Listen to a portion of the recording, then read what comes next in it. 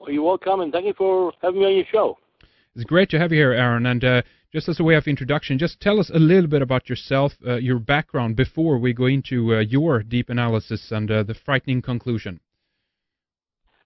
My background is approximately 30 years in aerospace engineering. I work for many aerospace companies, civilian project and military, the A-10 fighter, the F-15, Grumman Aerospace, Fairchild Republic, Pratt & Whitney jet engine manufacturing, Sikorsky helicopters. I got a few patents down with them, and some submarine warfare experience, underwater mine detection and so forth. Sports, I do some flying, some car racing, and so forth. But usually high-scale aerospace engineering excitement. Interesting. And so is that where your kind of interest in the story of Admiral Byrd and the South Pole expeditions, did that in any way tie together with your background in regards to military and U-boats and so forth? When I was in the military engineering field, you hear many rumors from people that you deal with, ex-general, ex-officers. You hear rumors.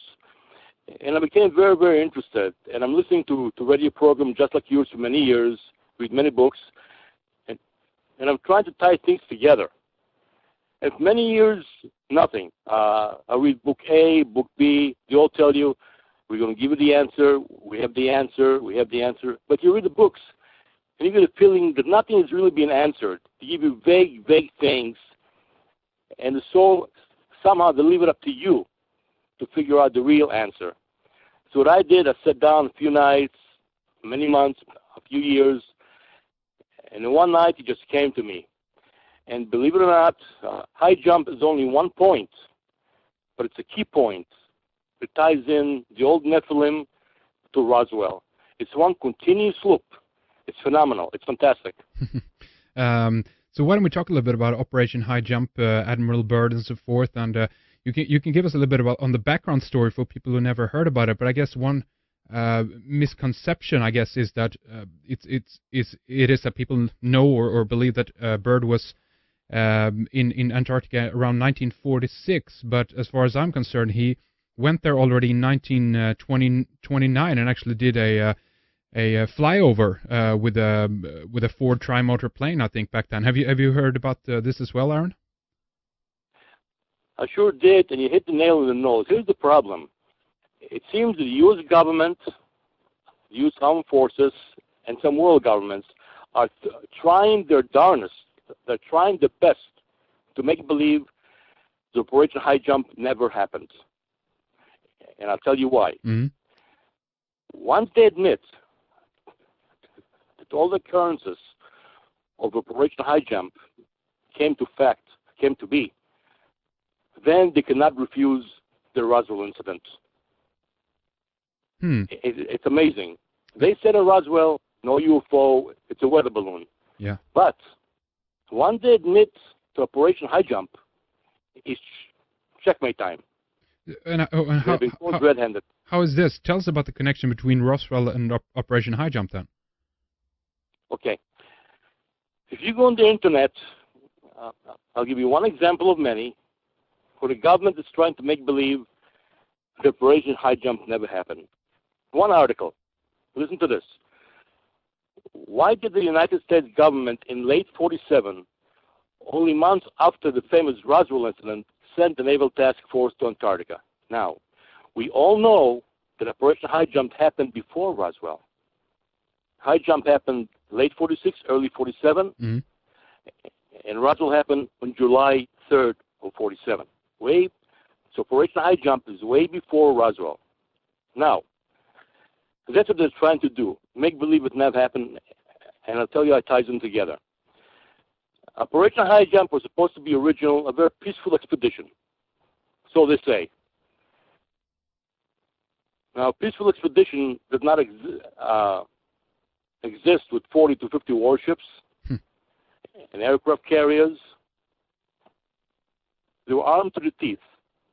And by the way, nobody knows, but I did find out that this task also carried in secret 3 nuclear weapons, but they were never used in Operation Highjump, but it did carry them. Now, this operation somehow encountered in the late stages some very fantastic flying machines, UFOs. I will discuss that in a second. Now, if the U.S. government admits that the Navy actually encountered UFOs in January 47, December 46, January 47, February 47, if they admit to that fact, then they will have to admit to the fact that it's also true that in June 24th of 47, Kenneth Arnold did see 9 UFOs, and then in Roswell, some UFOs also crashed. It's a chain reaction. Once you admit to one, you have to admit to the other ones. But if you can keep one hidden that never existed, then you can get away with saying, there was no UFO in Roswell, it's only a balloon. Mm. Funny, huh? And so how are they connected? You're saying that they went down to Antarctica first, Operation Highjump happened first, and then the Roswell incident. What is the relationship between them then? The relation between them is this. It seems there is the aliens, the famous, called the Nephilim. They've been in prison here for roughly 55,000 years. A certain bunch of them. So roughly they started 200. There were more. They came from the planet Nibiru, the Anunnakis. They was explained in many books, especially written by Zecharia Sitchin. It's fantastic. Now, those aliens went through many catastrophes. They lost equipment and so forth. Apparently, they found a hiding place somewhere in the inner Earth. Supposedly now, there are 2 openings, allegedly, in North Pole and the South Pole. Mm-hmm. It's not proven scientifically, but as we go along, I'll prove that there are. Once the Navy task went to Antarctica, supposedly, its true mission to find some Nazis, so forth, they never imagined that right next to so-called Nazis were opening to giant places of the earth that allowed those aliens to come out with flying machines. Now, the deal is this. Those aliens supposedly signed a treaty in World War II, or before World War II, in 1936 in the Black Forest of Germany, between them and the Nazis. Now, supposedly, they also signed a treaty with the Americans, President Roosevelt, 4 years later, in 1940. Now, those 4 years, I believe, gave the Germans a slight, gigantic head start in weapons developing ahead of us. Mm-hmm. That's the reason why the Germans were always ahead of us in weaponry.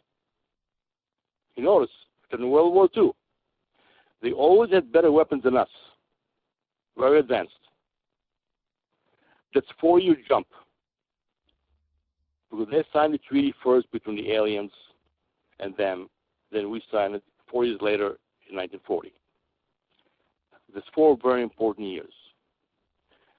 Now here comes our fleet in late 46, early 47 to Antarctica to find some Nazis. The rumors of the Nazis came about around 1942 in Europe. Suddenly, many concentration camp inmates have been missing, and also young German and Slavic. I'm saying pure Germans, at the age of 19, 20, 25, 30, engineers, scientists, have gone missing suddenly. Where have they gone? Nobody can figure it out at a time. At the same time, it was also known that Nazi Germany started to build gigantic new submarines that can cruise the world underwater for many, many months.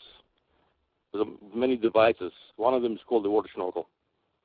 The device that converts water saltwater air process to oxygen. Mm-hmm. So apparently, those people, the young Germans and the prison inmates, wound up in Antarctica. Now, settling down there, apparently, those aliens have an agenda. They have an agenda.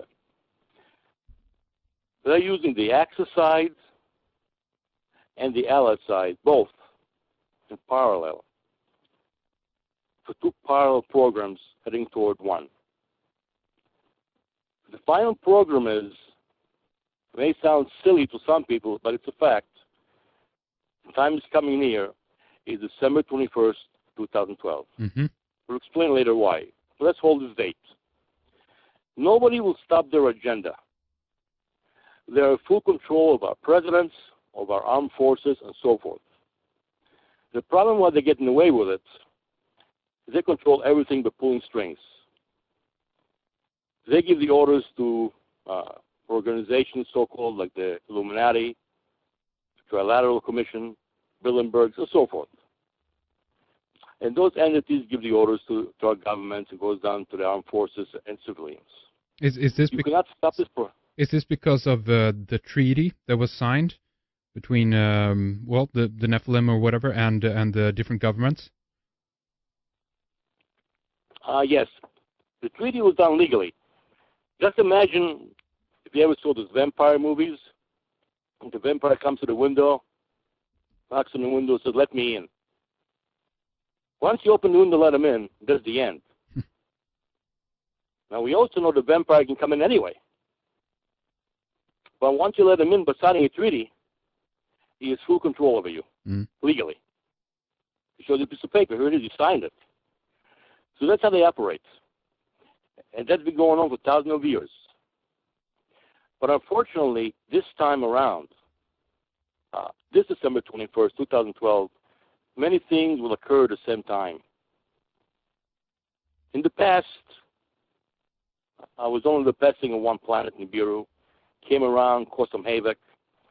But this time around, many things are culminating in the universe that may cause real problems, major. They themselves are concerned. Even though they're not human, they are supposedly four-dimensional entities. They cannot die by any, normal method. Mm-hmm. But they are concerned because if something happens to this planet, one way or the other, they may not find a way to go. Where to go? The reason is they're imprisoned here by their own kind. Mm-hmm. You have to remember that the planet Nibiru has citizens on it called the Anunnaki. The Nephilim are also the Anunnaki, but they are the fallen ones. They don't want to fell here by choice or by force. They are kept here by the other Anunnakis, which are the superiors, like a prison planet. They cannot escape. I will explain it later why. Mm-hmm. Mm-hmm. That's a different subject. They have to find a way to escape of this planet. They haven't found it yet. So they have done all those years to try to super speed raise us to a point where our mentality is sophisticated enough to reach a certain technical stage to assist them in rebuilding their technology. Fuel for the spaceships, new spaceships, and so forth. They cannot do without us. They have lost too much of the hardware. Roughly 13,500 years ago, in the last flood, which is known as Noah's flood. Many things happened then. Now, so here we go, Operation Highjump. The whole Navy is heading toward Antarctica. The whole Navy. Many admirals have approved this operation. However, you have to remember that most admirals originally had no idea of any treaty between aliens, and any armed forces. Mm-hmm. But President Truman did know. He knew from Roosevelt. He knew. So at one stage before they tried to assemble Operation Highjump, President Truman actually tried to stop them when he found out that this operation is fully armed to the teeth. But it didn't help him. So he took a back seat. But you have to remember, if he knew of the operation, so did the aliens. They knew that Operation Highjump was coming. They knew. But of course, they didn't fear it. So, what was the reason for the U.S. military to go down there? Was it to, I mean, one speculation here, as you briefly mentioned, is that the U.S. tried to go after the Nazis and what they potentially the expeditions that they did down there about New Schwabenland. They were trying to go down there and to root them out. Or is there another reason for why the U.S. went down there, down to Antarctica, that is? The original reason publicly was a peaceful scientific expedition. However, the real reason within the generals is to fight the Nazis. Mm-hmm. But it had to be done in secret. And I'll tell you why. Once you admit to the world that the Nazis conquered Antarctica, now it becomes World War III. That means that you have publicly to root them out, get them out, and fight them to the death. But if you can fight the Nazis in secret, distract them, and force them to escape Antarctica, you can do it quietly without a major war. All right. Yeah. But what they didn't expect when he went down there, is suddenly to encounter a fierce fighting UFO fleet. Now, this UFO fleet was broken in two halves. That's the funny part, in two halves. One half of the UFOs apparently was built and manned or controlled by Nazi Germans with the help of the aliens, the Anunnaki. And the other half was flown strictly by the aliens. But the difference was visually. I don't know if you're familiar, but at the end of World War II, many tanks have been seen in the battlefield. You know, most tanks had a single cannon, whether it was 75 millimeter or 105 or whatever. The Germans used the famous 88 millimeter cannon on most of the tanks and the turrets. Toward the end of the war, many tanks were seen with what looked like double-barrel aircraft cannon, which was 60 millimeters. However, they were not cannons. They looked like cannons. They were not. Those double-barreled were given to them by the aliens as supposedly, I'm not going to say a ray weapon, it sounds too far-fetched, as a super hydrosonic weapon that destroys anything with a certain range very quietly, no noise. Mm-hmm. Many of our tanks were hit by that weapon, and what it did, they went in like a 4 or 5 inch size, it came out the other side as a foot-wide hole, and anything within the tank was totally destroyed. So the secret weapon that the aliens helped the Nazis to build to the end of the war. Now, they must have known that the war is coming to an end, and the Germans were going to lose. They knew that. However, you have to remember one thing. Those aliens signed a treaty with the Germans, with Hitler. They promised them, no matter what happens, we'll guarantee you safety. We'll help you escape no matter what happens. Mm-hmm. Mm-hmm. So the end game plan was, no matter how the war goes, both casualties, the reason why I'm saying casualties is you have to remember President Bush's famous saying, order out of chaos. You can hide many things during a war. Many, many things. So apparently, this World War II was necessary for the aliens to hide many things. Mm-hmm. Like what? Including rebuilding their fleet, UFO fleet, somehow work toward arranging a fuel supply for the UFOs, which, by the way, they extract from exploding nuclear bombs.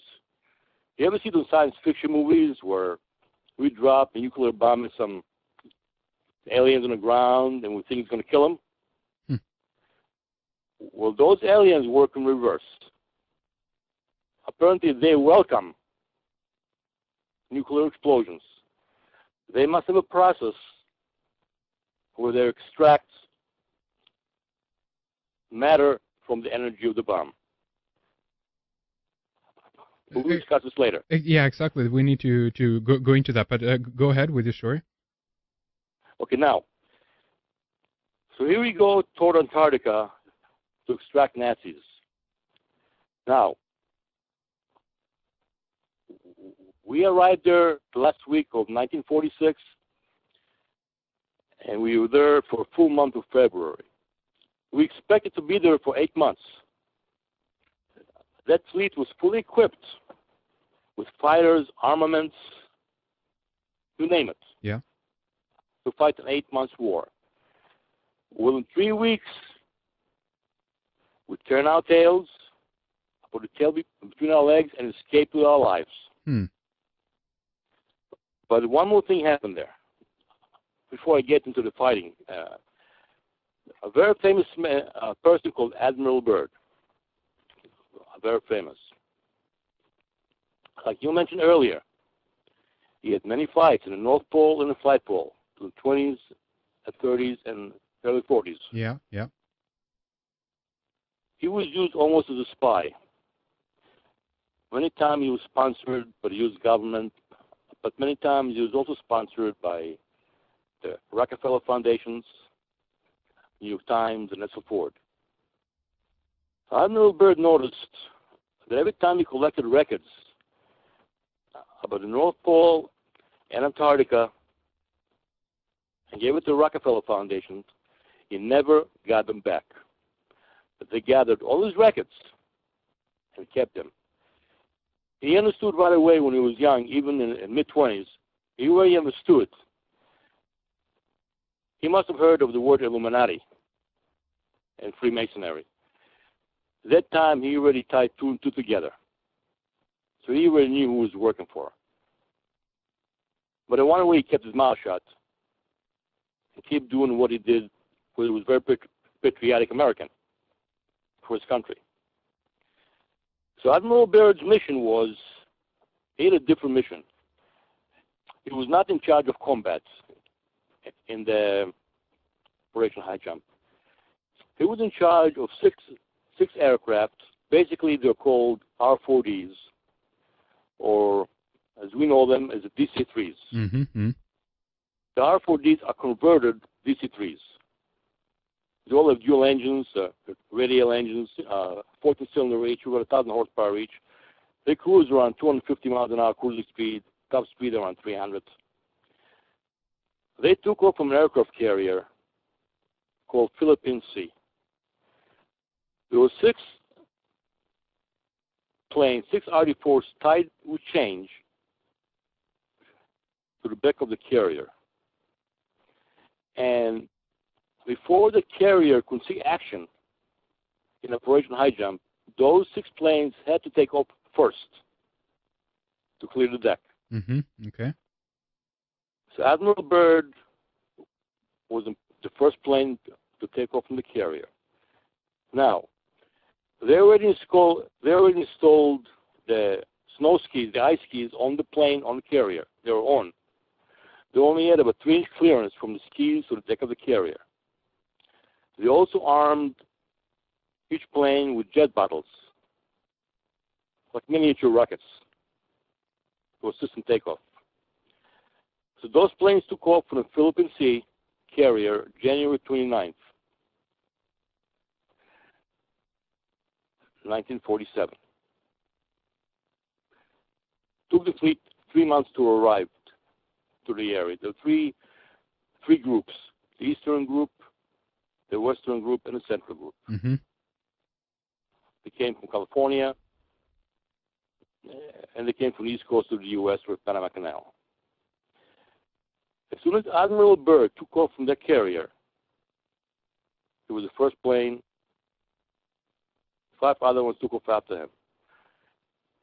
As soon as those planes took off, he had to fly roughly 700 miles to base camp called Little America 4. Mm-hmm. Yeah. It was built for him. He was there earlier. Some years earlier, he would build Little America 1, 2, and 3.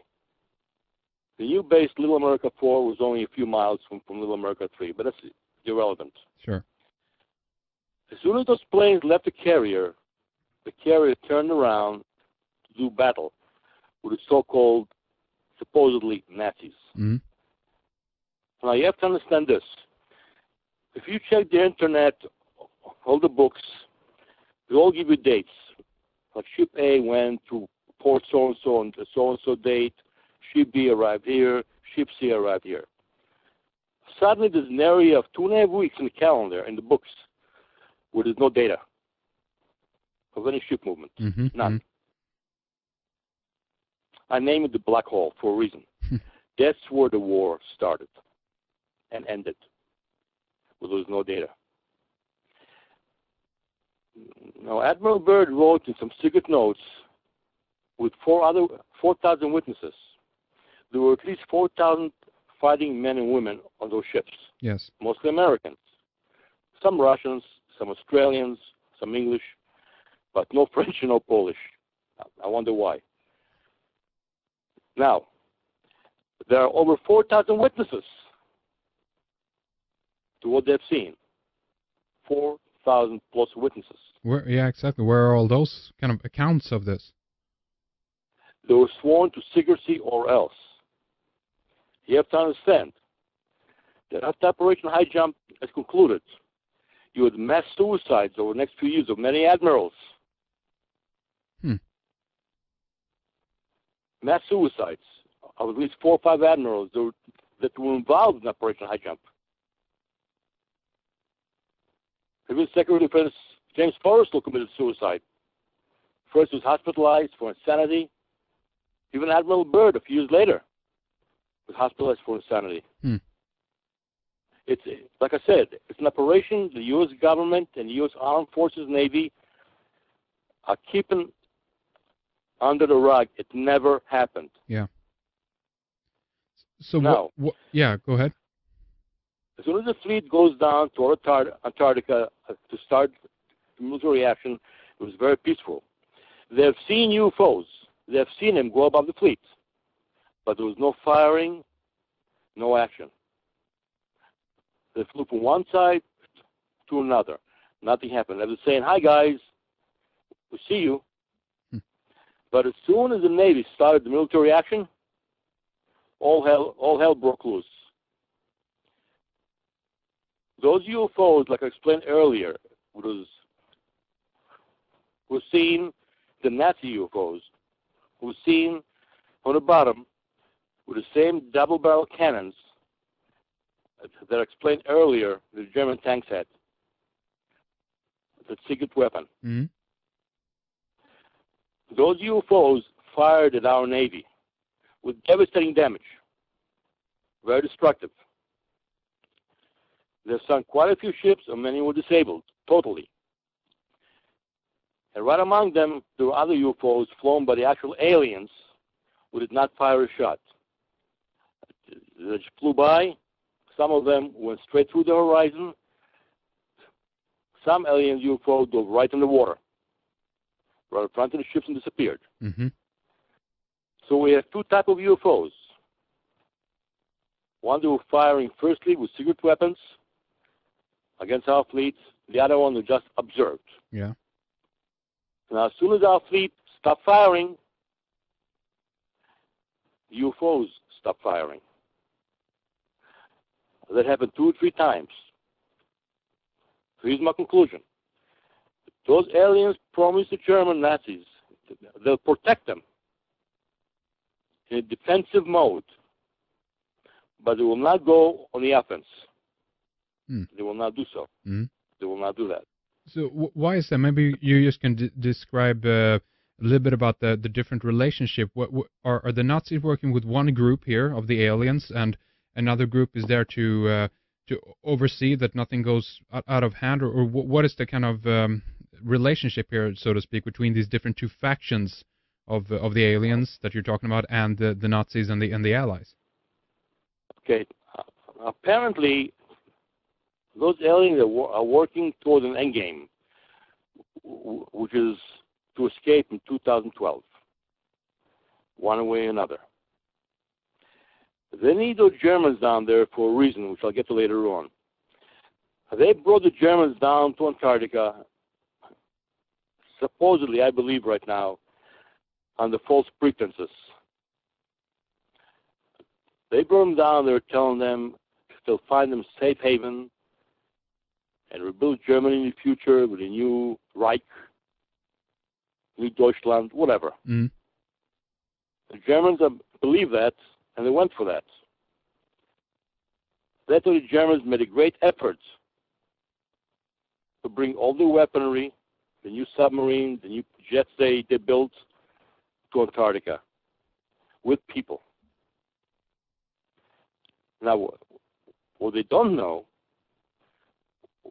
what those Nazi Germans don't know, is that the aliens at the end may have a different purpose for them. Yeah. But I'll keep that for later on. Okay. So the Germans believe, they actually believe, that they have a chance to rebuild Germany here in Antarctica, a new Deutschland. So they're going under the presumption that the aliens are the friends. They're really helping them. But the aliens have a different agenda. Apparently, they used the Axis, the Germans, and us before World War II to create an atomic bomb. The Germans will make certain parts in their beautiful factories. We make other parts. So you have to realize one thing. Those aliens have their own agenda, but they're using us. So does this imply then that they themselves cannot develop certain technology and they needed a war as a way for us to advance technologically, but during this time, so to speak, they're using us and using our innovative force to gain certain technologies? Is that what you're saying? Almost. What I'm trying to say, those aliens have roughly, I would say, 45 million years ahead of us in knowledge and technology. Right. We cannot teach them anything. We can't teach them anything. So the question becomes but why... What happened is... Yeah, go ahead. Let me explain. Imagine a soldier, very well trained, with a machine gun and a rifle in his hand and a tank and a plane. Is ready for war. But what happens if the machine gun doesn't have any bullets or fuel for the plane and so forth? What does he do? It doesn't work. He's useless. Yeah. He's useless. You can have an Indian jumping out of the woods, shooting a bow and arrow, and he's dead. That's exactly what happened to these aliens 13,500 years ago, when supposedly they settled in a place called Atlantis. Supposedly. Right. We call Atlantis. So the deluge came, something else happened then, which I'll get into later on. Our Earth tilted a few degrees, giant storms came, floods, you name it. Gotcha. It destroyed the laboratories, totally. You have to remember, those aliens are DNA experts. Their whole past is to terraform planets, just like our Earth. I believe they terraformed the whole galaxy, our galaxy, right, over the last 20, 30 million years. They actually terraformed it. Maybe not the same exact individual aliens, were the ones that came from the planet Nibiru, the Anunnakis. They came in groups. And the Bible even talks about it. The cherubim, the Ophanim, and the seraphim. Mm-hmm. That's the three groups that the Bible gives them. They formed this earth. If you read the Old Testament or the New Testament, my book, I release myself by making a statement. So when I refer to the Bible, I refer to it only as a history book. Sure. I don't get any religion. Sure.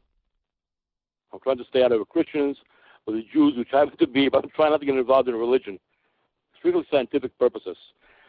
And in Genesis, you read, the first day they formed the earth, then the trees, the water, the animals, the bugs, then came human being. This is the exact steps that it takes to terraform a planet. Exactly. Hmm. And those Nephilim are DNA experts. DNA to them is a game. It's like to us to mix a cup of coffee. They do things, this is their gig. Sure. But they got in trouble. When they first came to Earth, you read in many stories, whether it's the Bible or books, they fell in love with the earthly women. They had to shed their skins in order to mate to the women of the earth. How do you mean shed their skins? Literally, or are you talking about in terms of DNA or genetics here? Yeah, I'm going to explain that. Shed the skin does not mean like take off your skin like Halloween. Since they are DNA experts, they found a way to change their whole physiology to mate with our women. To make it compatible, so to speak. That's correct. Now, to say one more thing. Mm-hmm. Besides being DNA experts, be very careful. Those beings are super shapeshifters. Okay? They can shapeshift on a dime. Almost instantaneously. This is in their nature. Right. That's how they are. It's like you can watch on our ground, lizards go around, change from red to blue to green, brown. They can change your physiology to anything they want to be on a split seconds. Hmm. There are many stories from our side, the American side, and the Russian side, in some secret laboratories where they are working side by side with those aliens. And one professor, one doctor stands next to another, to an alien being who's 6-7 foot tall, looks normal, and he turns around looking for a pen. He turns around to the desk behind him, grab a pen, turn around, and the man is gone. Instead of him, you see a crocodile standing in front of you, or giant lizards. Mm-hmm. What happens? You fall on the floor and get a heart attack. Now, do you think that is a technology, or is that in their physiology, meaning that they just have the ability to turn off and on certain DNA strands within themselves, meaning that is a form of shape-shifting because they can control their own DNA, or is it technology that they're using? It's their own body physiology, except for one thing. They made a mistake. When I explained before that they shed their skins to be compatible with the women of Earth, mm-hmm. they actually changed part of their DNA. The reason why they're in trouble now is since they've lost the big laboratories in the last flood 13,500 years ago, they lost the capability to go back in time and salvage the process to bring themselves back to the original origin. Mm-hmm. Mm-hmm. So what they're doing now, since Operation Highjump, if you notice the news, in the newspaper, the newsreel, human abductions by aliens, call them alien abductions, but actually it's human abduction by aliens. Mm-hmm. Have increased tremendously since Roswell. Yeah. They are trying to find, like Noah, God called him a righteous man. Well, the reason why I called Noah a righteous man, not because he was religious or righteous or honest, is I believe because of his pure DNA. Sure. Yeah, I've heard that too. Yeah. They tried with Noah to hide from the big gods, from Enki and Enlil, who tried to destroy us. Apparently the brother of Enki, I think his name is Ea, one of the gods, that's the story according to Sitkin. He's pretty sharp, the guy, he's pretty good. Tried to help, apparently, the 200 imprisoned aliens, Nephilim on the ground, by allowing one person with pure DNA like Noah to salvage him, allowing them in the future to use them to reconstitute themselves Mm-hmm. to original shape. But unfortunately, things didn't work out too well for them neither. So right now they have a deadline of astronomical happenings in 2012. They have to beat the deadline. Those aliens are now going furiously to find the correct DNA in order for them to reverse themselves and to escape this planet. The reason why, their superiors, about 55,000 years ago, apparently, now I'm saying apparently, allegedly, installed a barrier, which I call in my book the Gamma G barrier. Yeah. It's an invisible barrier. The moon is approximately 250,000 miles away from Earth. So that barrier is roughly also the same height all the way around the Earth, like an invisible screen, invisible ball. Yeah. Roughly 250,000 miles away. Now that barrier is strictly built to detect DNA. Remember, those entities are DNA experts. It's like us. We have blood type A, B, C, type O, like A positive, B positive. We also have DNA. Mm. And if we commit a crime, they cannot trace us by DNA, charts. So apparently this barrier is built strictly to hone in on those 200 Nephilim, their individual DNA type. If they try to escape this planet, they cannot. This barrier will sense it and will destroy it on the spot. Mm. And those aliens know it. And by the way, that's what happened in Roswell. So what you're saying here is that it's not we who are the prisoners, so to speak, on this planet. It actually is this rogue group, so to speak, of you mentioned 200 or so Nephilim, and they're trying to get out of here before 21st of December 2012. And maybe you can touch a little bit more upon why that is. Has it to do with astronomical alignments that you mentioned, or is there anything else, or are the other branch of this species coming to this planet to kind of sort things out, or why are they trying to get away before this date? There are 5, 6 occurrences which are astronomical. One is not. One is very far-fetched, but a movie was made about that, and I'll explain. First, they're afraid of the approaching planet Nibiru, their own planet.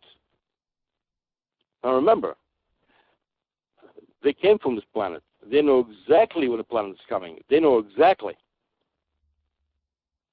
And so did the god in South America, very famous South American god. Quetzalcoatl, whatever his name was, with Q. You're talking about Quetzalcoatl?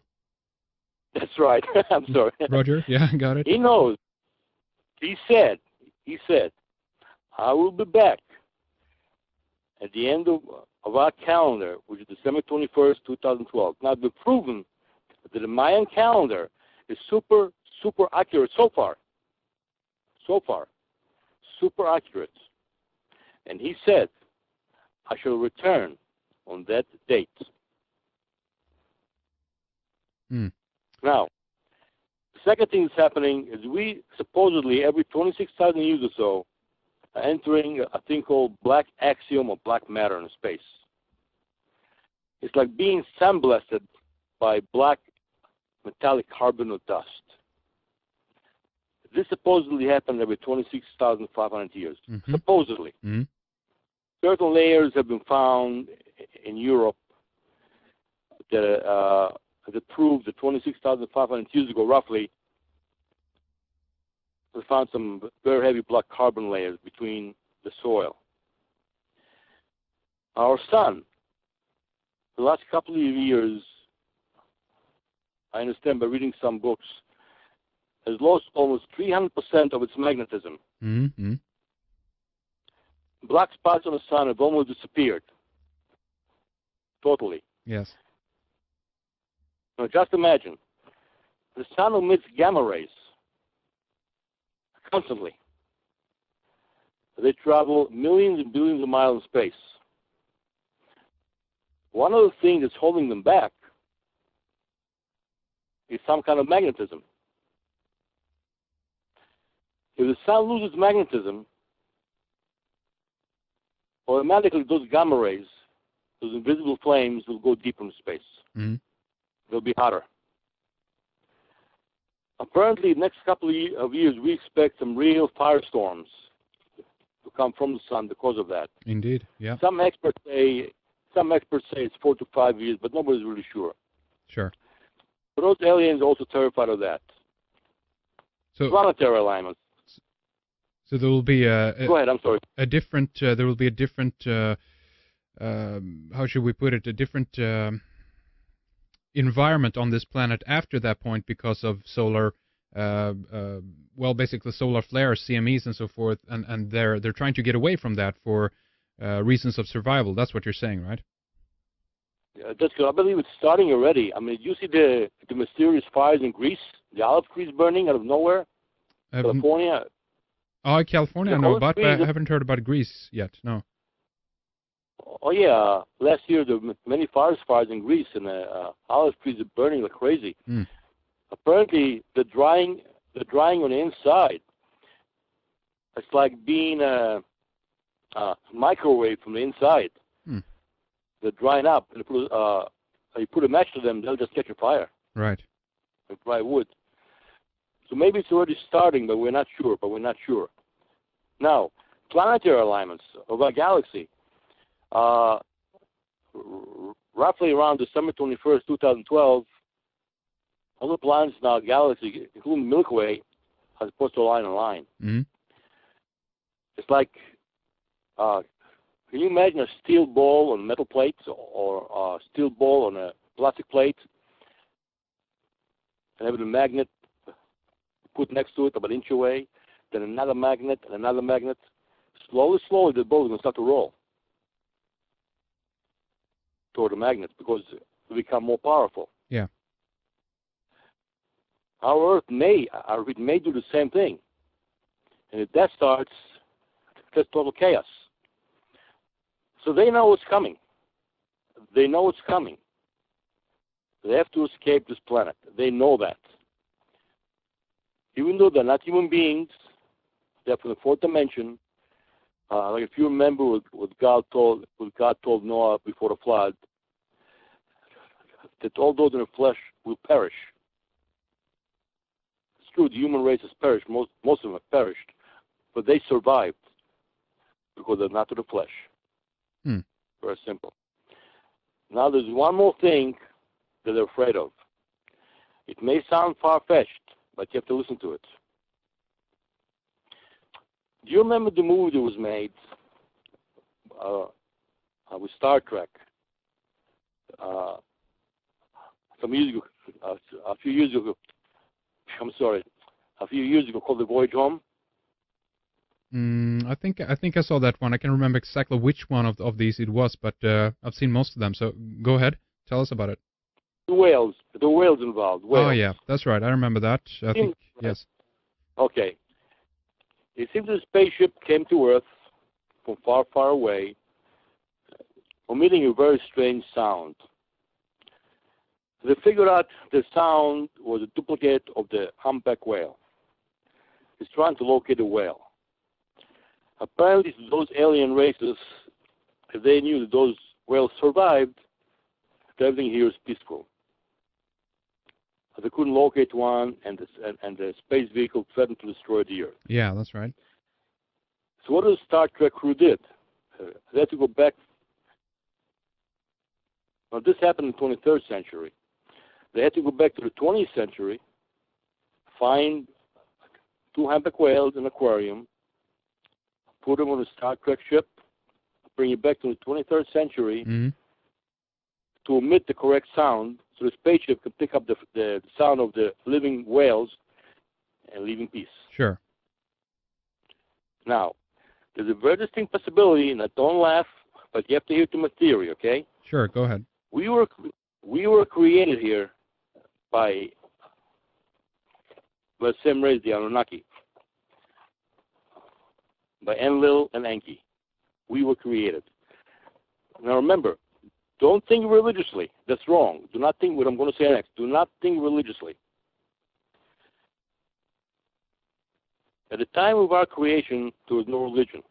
There were no Christians, no Jews, no Muslims, no Buddhists, and so forth. However, it seems to be the God,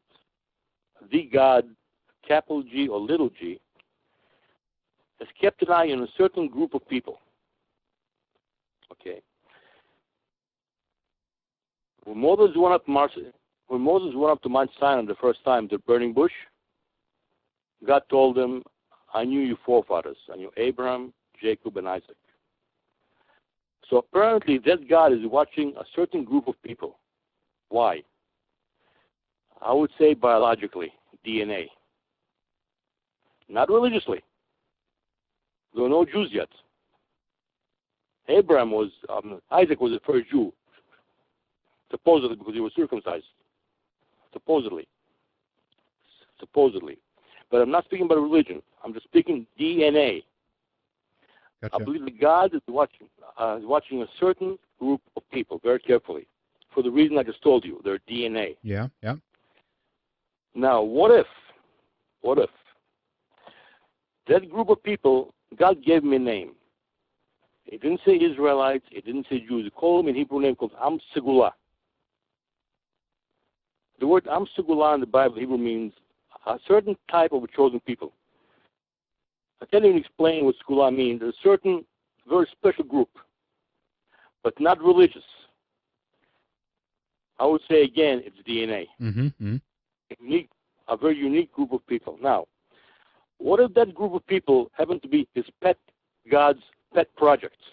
Okay? Yeah. He wants them around. He created them. Now, what happened in the next few thousand years, that group of people was abused by these 200 Nephilim in wars, extermination, whatever.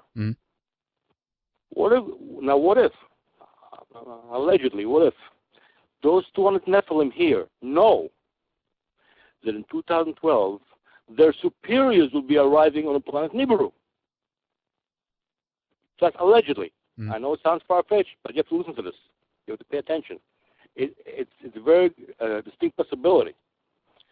What if Enki and Enlil return and go, where are all the people that that are supposed to be here? Where are they? Can you imagine what the wrath will be on those 200 Nephilim if Enki and Enlil or any god find out that so many have been abused or missing? Right. That's one reason why I believe. Now, again, it's a possibility that right after World War II, very quickly and urgently, in super speed, very fast, they've created the state of Israel. I know it sounds far-fetched. I know that. The state of Israel was created real quick. Not only that, they had to find a group of people in a certain concentrated area to guard a very important item. A very important item.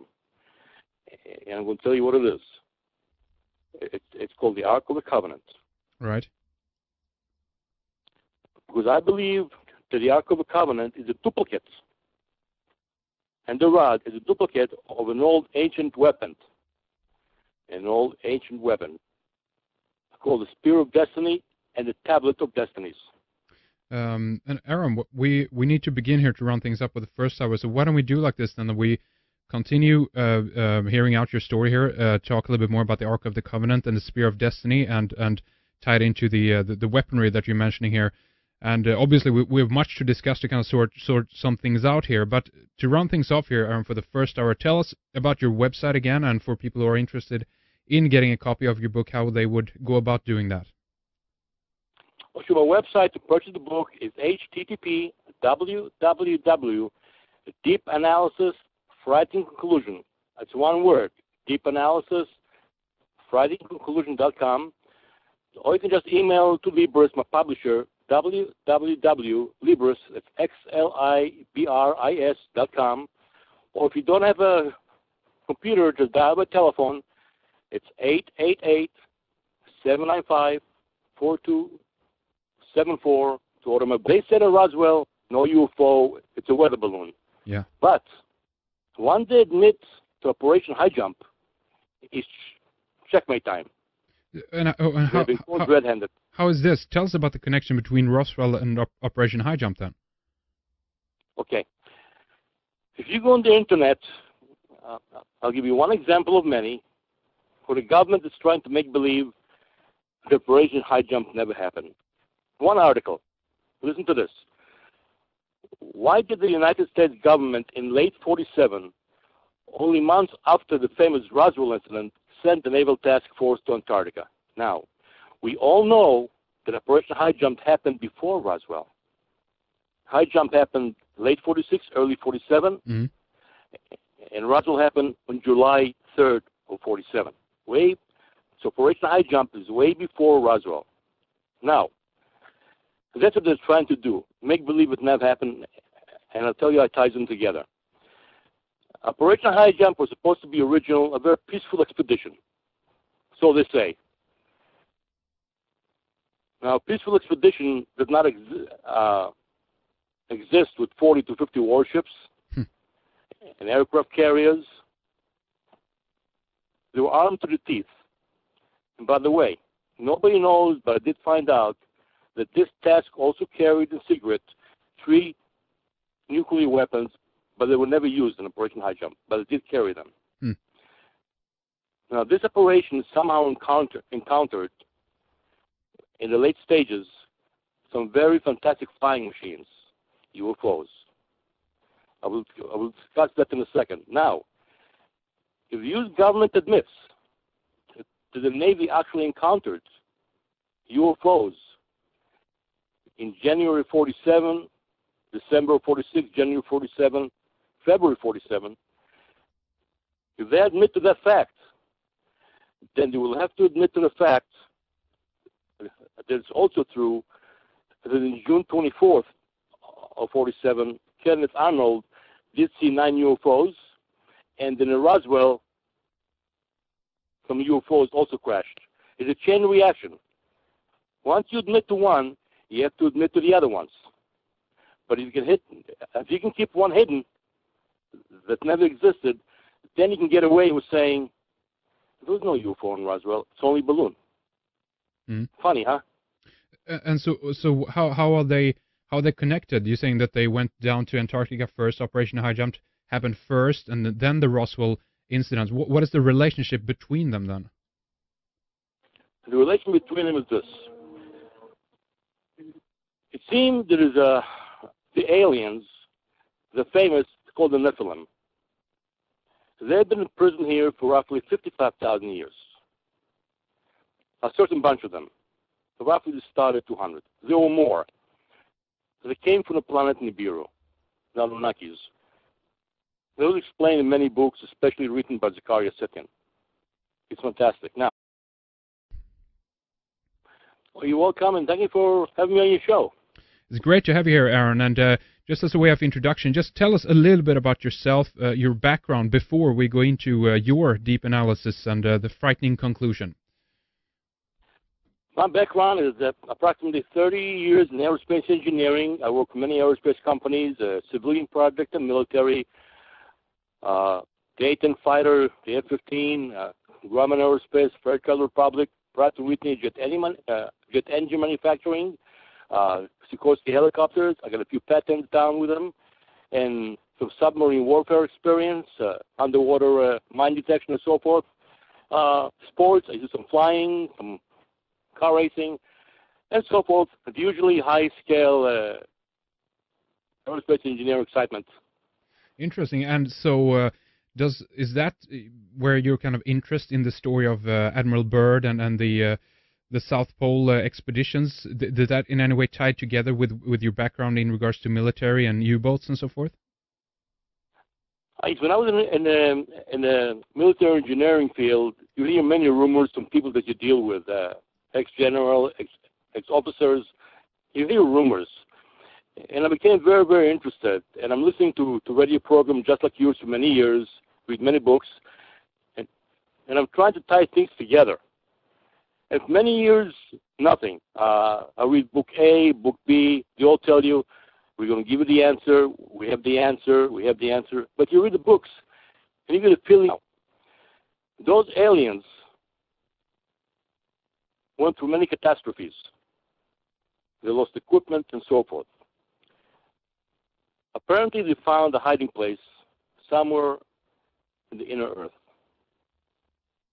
Supposedly now, there are two openings, allegedly, in North Pole and the South Pole. Mm-hmm.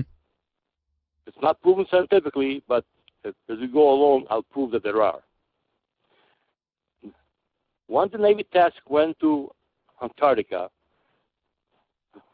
supposedly, its true mission to find some Nazis, so forth, they never imagined that right next to so-called Nazis were opening to giant places of the earth that allowed those aliens to come out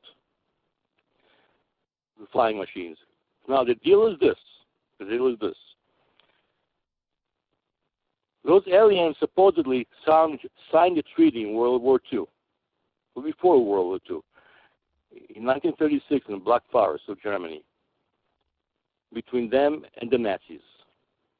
Now, supposedly, they also signed a treaty with the Americans, President Roosevelt, 4 years later, in 1940. Now, those 4 years, I believe, gave the Germans a slight giant that nothing is really being answered. They give you vague things, and so somehow they leave it up to you to figure out the real answer. So what I did, I sat down a few nights, many months, a few years, and then one night it just came to me. And believe it or not, high jump is only one point, but it's a key point. It ties in the old Nephilim to Roswell. It's one continuous loop. It's phenomenal. It's fantastic. So why don't we talk a little bit about Operation Highjump, Admiral Byrd, and so forth, and you can give us a little bit about on the background story for people who never heard about it. But I guess one misconception, I guess, is that it is that people know or believe that Byrd was in Antarctica around 1946. But as far as I'm concerned, he went there already in 1929 and actually did a flyover with a Ford tri-motor plane, I think, back then. Have you heard about this as well, Aaron? I sure did, and you hit the nail on the nose. Here's the problem. It seems that the U.S. government, the U.S. Armed Forces, and some world governments are trying their darnest. They're trying their best to make believe the Operation Highjump never happened. And I'll tell you why. Mm-hmm. Once they admit that all the occurrences of Operation Highjump came to be, then they cannot refuse the Roswell incident. Hmm. It's amazing.